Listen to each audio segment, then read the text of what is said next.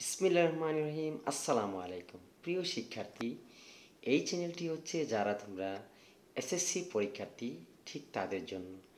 প্রথমে আমি old syllabus থেকে শেখাবো, তারপরে আমি নিউ কারিকুলামের নিউ সিলেবাস থেকে আমি তোমাদেরকে ইংরেজি শেখাবো এই চ্যানেলে। প্রিয় শিক্ষার্থী, তোমরা ইংরেজি ফার্স্ট পেপার এবং সেকেন্ড পেপারের উভয় অংশের আলোচনায় আমি করব। যেমন ওল্ড সিলেবাস অনুসারে তোমাদের রয়েছে কি রয়েছে ফার্স্ট পেপারে, প্রথমেই একটা প্যাসেজ আসে, প্যাসেজ থেকে এমসিকিউ লিখতে হয়, কোশ্চেন লিখতে হয়। তারপর আরেক প্যাসেজ আসে, সেটা থেকে আবার লিখতে হয় রাইট ফর্ম অফ ওয়ার্ড। তারপরে লিখতে হয় কলাম ম্যাচিং করতে হয়। তারপরে কি লিখতে হয় আরও আছে, সামারি লিখতে হয়। তারপরে রিএরেঞ্জমেন্ট লিখতে হয়। এরপরে রাইটিং পার্টের মধ্যে তোমার রয়েছে প্যারাগ্রাফ লিখতে হয়।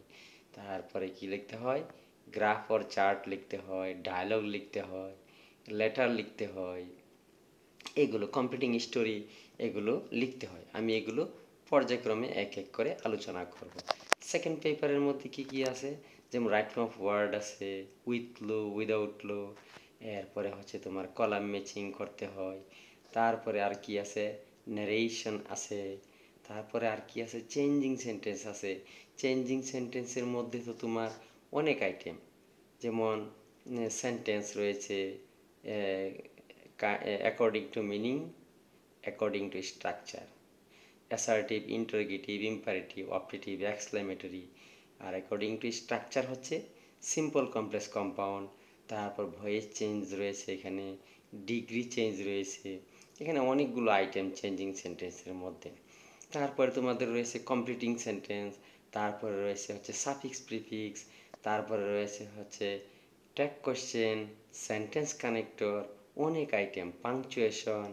তারপর রাইটিং পার্টের মধ্যেও তোমাদের রয়েছে প্যারাগ্রাফ, এরপরে সিভি লেখা, তারপরে হচ্ছে অ্যাপ্লিকেশন অর ইমেইল, কম্পোজিশন, এগুলো লিখতে হবে।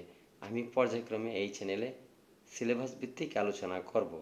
প্রথমে হচ্ছে ওল্ড সিলেবাস ভিত্তিক, তারপর হচ্ছে নিউ সিলেবাস ভিত্তিক, নিউ কারিকুলাম ভিত্তিক। Thank you. আল্লাহ হাফেজ।